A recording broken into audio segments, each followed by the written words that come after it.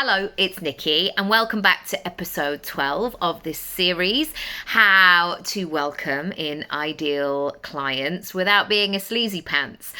Today, I want to talk about one of the greatest real life examples I have seen out there in the world. This is something that I noticed in my local farmers market. So we've been going to this farmers market for 15 years or so. It's been there for years and years and years, and it really attracts a lovely crowd.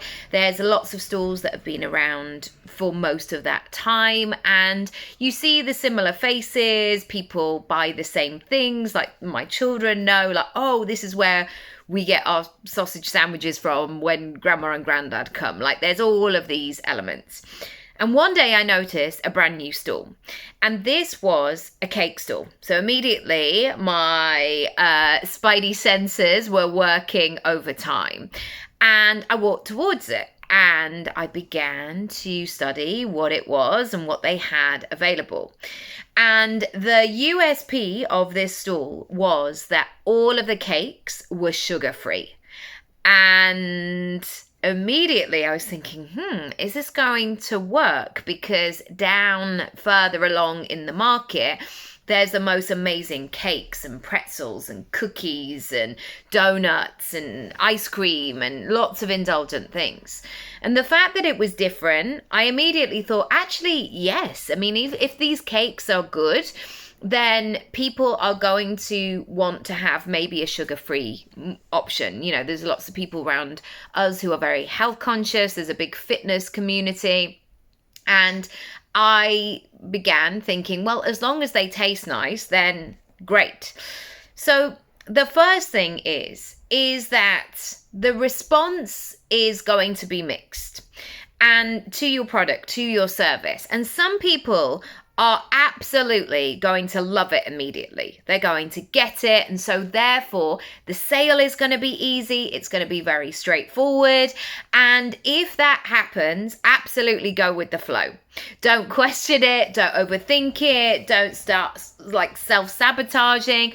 Really just be in that moment of, great, this feels like it's working for everybody. And then let's think about the next group of people. So I would put myself in that category. I am health conscious, but I also really like things to taste good. And I sometimes even just take a bit of time to be convinced, because sometimes you see like these protein bars or these sugar-free, dairy-free, whatever, and then you taste it and you're just thinking, yeah, I wish I'd just got the other one, really. And I do that much more now with my sugar content. I'd rather have what I really want and enjoy it, and less of the other stuff that I'm not that bothered about. I'd rather almost like save up my sugar tokens, if that's what you could call it. So that first time I didn't purchase anything and I just walked on by, and lots of people were doing the same. Like they'd have a little look and then they'd kind of nod and smile and make friends with the person, and then they'd move on by. And what I want you to do here is, and what I noticed is that first week, the guy didn't seem to be making many sales. Like he wasn't engaging in many conversations. People would just have a little look, a little glance, and then move on. The next week, he came back, obviously having had a talking to himself or something like that. And he had so many little bowls. He had so many different pieces of cake chopped up into little pieces. And of course, my children were intrigued and like, oh, what's that? Oh, can you help yourself? And the guy said, yes, help yourself. Try them all. Let me know which is your favorite. And so he'd clearly thought about this in terms of his marketing budget, that he needed just for people to taste these things. And so understanding that is the way to a sale, aka showing what you do. This is why I create so much content, so people can get to know me. So by the time somebody gets on a sales call with me, like there's a sense of what I'm all about. And I really hope there's never any kind of surprises of like, oh, she's totally different to what I thought she would be. Far from it. But what happened was, as soon as people began to try the cake, they were like, oh, I'm going to buy some of that. Oh my goodness, it's really delicious. Oh, well, that one, it's very lemony. How lovely. Yeah, I'm going to support this new business. And suddenly it began to open doors. The third thing I want you to remember is that some people will never buy. Some people will never even try it. They are so fixated on what they've always known, and that's fine. Please do not convince them. Please do not spend your time really kind of badgering these people. Like, just move on from the process.